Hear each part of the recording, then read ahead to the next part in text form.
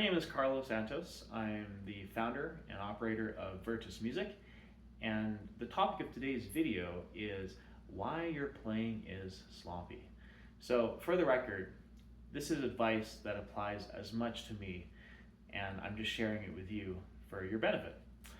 The piece that I'm going to be demonstrating is the third movement of Beethoven's Appassionata Sonata, and I will be demonstrating for you a section that is merely 4 measures long. And this will give you an accurate demonstration of what my practice looks like playing the piece cold, meaning I have not practiced it yet today. And I will show you what I do right from the beginning. So here we go. The first attempt, I'm just going to get the right notes and to play the notes with the correct fingerings and a relaxed hand position. Okay? So here we go.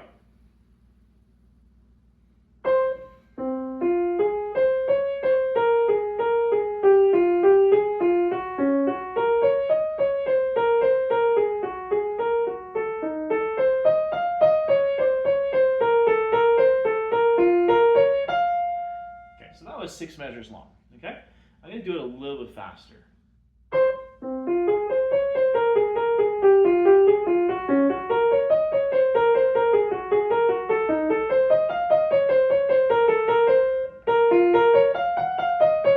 Okay, so I did a little pause there.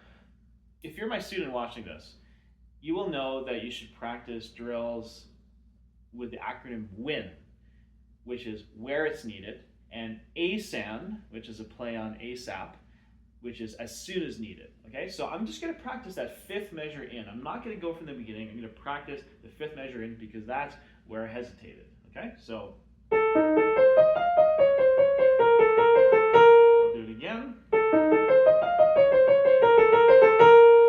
So now I noticed that my tempo is fluctuating, so I'm going to give myself a tap with the metronome and registering about 72. Here we go.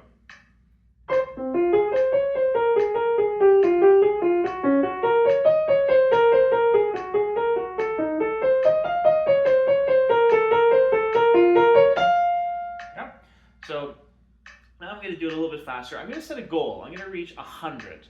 Now that's an arbitrary number, but I want to get several attempts under my belt before I practice the left hand. Okay, a mistake I see students make often is they practice the right hand once or twice, not to a very high degree of confidence, and they practice the left hand, and you're not reaping the benefits of the compounding progress of playing the section attempt after attempt after attempt. Okay, now going back to the title of the video, why your playing is sloppy. The reason is, after about 5, 6, 7 or more attempts, think about how many correct attempts you've played. Is it 1, 2, 5, 6, or did you get all 7 correct? Well, I see in my students a lot, they demonstrate a section in their piece that they're practicing, or they're giving me a demonstration as if they were practicing at home, and they play 7, 8 attempts, and they've only managed to get 1 or 2 correct. So what is that doing to your brain? Well, your brain learns by making new connections. And if you are feeding it the wrong information, you're going to be making the wrong connections, right? So your brain doesn't actually know what's right or wrong. It just remembers what is inputted repeatedly to it, okay? So I'm going to do it again a few more times. I'm going to raise the tempo about 10%. So here we go. Okay,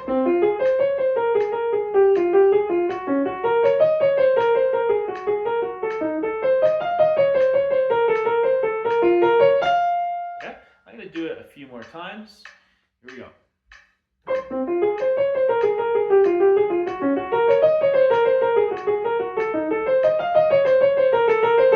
Okay, so now I'm at 95. And what I'm going to do the other hand, and I'm going to consciously play at the same starting tempo that I did the right hand, okay? One of the mistakes I see students make is that they practice one hand up to a certain tempo, and then they practice the other hand, and it's way too fast to start, okay?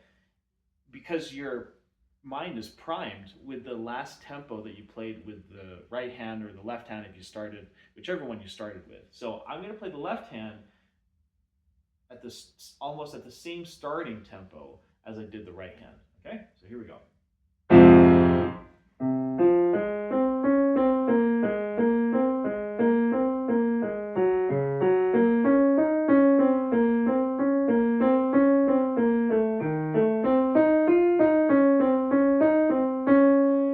we go. I'll do it a little bit faster without the metronome.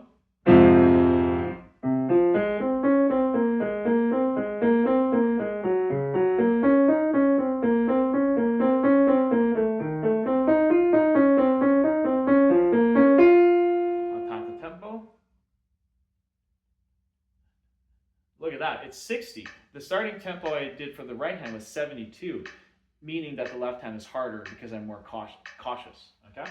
So. I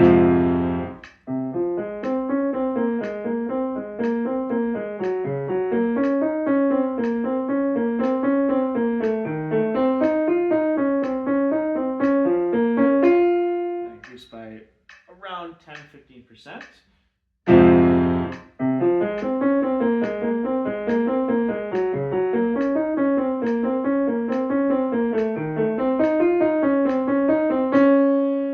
So while I'm doing this, I'm making sure that the fingerings are correct, that my hand is in a relaxed position, that I'm freeing up motion that's locked, okay? So now I'm at 70. I'm gonna practice a few more times so I can match the tempo I did for the right hand, which was 95.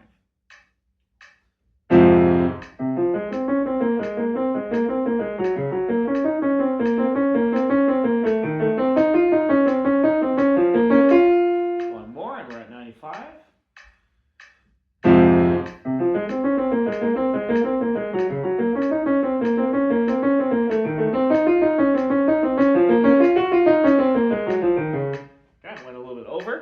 Okay, so now is some nuance. Okay, when you practice hands together, you want to reduce the tempo again. Okay, so I want to keep referring to the title of the video, which is why you're playing it sloppy.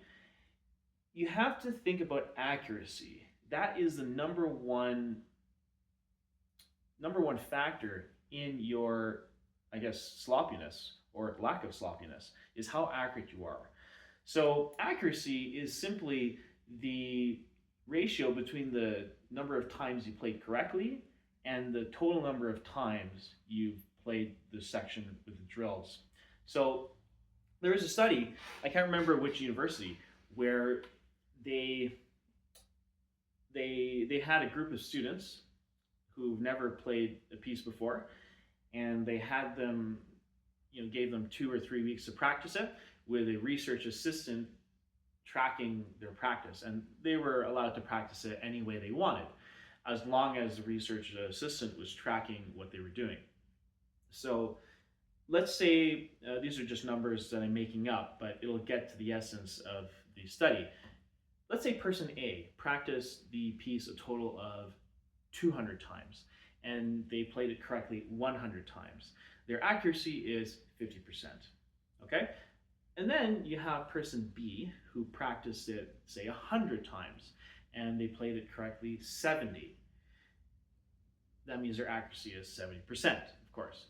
Now, take person C who practiced it a total number of only 50 times, yet practiced it correctly 45. Their accuracy is 90%. So who practiced the most? Person A. They practiced it 200 times, but their accuracy was only 50%. And then you have person C who practiced a quarter of the number of times, 50 times, but was accurate to 90%. Who do you think learned the best at the end of the 3-week study? Well, it's person C, okay? So it goes to show that it's not hard work or just hard work that gets you to achieve your goals or what explains why people are successful. It's the quality of the work that you put in, okay? So I don't know how many attempts I played so far, maybe 10 total between both hands. And I only missed one note in the right hand when I had to do that drill. Okay, so now I would do it hands together, but I don't think I need to show you how that works because the essence of the video, the essence of this demonstration is to explain why your playing is sloppy. And I hear it all the time. Students say, I practiced this section so many times. Like, must have practiced it 100 times this week. And I ask them, okay, well, first I commend them. Great. Thank you for practicing. Thank you for putting in the work. But how many of those attempts were accurate, right? And, it's a rhetorical question, but they usually think about it and they answer, well, I might have gotten like 60 right. Okay, so your accuracy is 60%. How would you feel about that on a test, right? How would you feel week after week getting 60% on your math test, your science test, right? You wouldn't feel very good about that. So that's the thing about piano or learning a musical instrument, period, is that making mistakes and being sloppy with playing is so insidious. And what makes it more insidious is that it's it flies under the radar. Sorry, I meant to say insidious, not insidious. Insidious. It flies under the radar. We don't even realize that we're practicing incorrectly. So I hope this demonstration gives you a little bit of a glimpse of what my practice looks like. And I will do more of these in the future.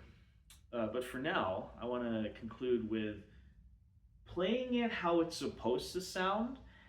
And I want you to imagine if I practice that as the very first attempt of my practice of this piece. Okay? So this is how it's supposed to go. I'm going to start a few measures before. So that's not even full speed.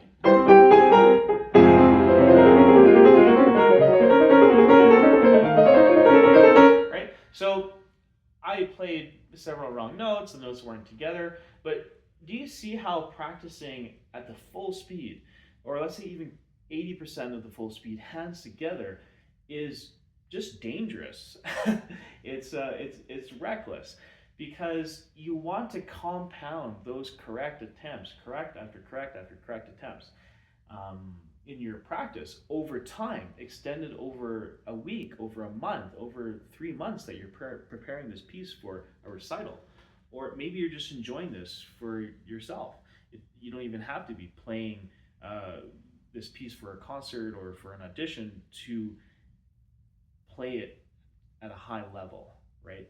So that doesn't mean that the enjoyment is taken away from your practice, but you're actually just deriving your enjoyment from a different source, a different, you could say, outcome, right? So I know why most people want to practice fast because they enjoy it. They enjoy hearing the music as it sounds, as they hear it.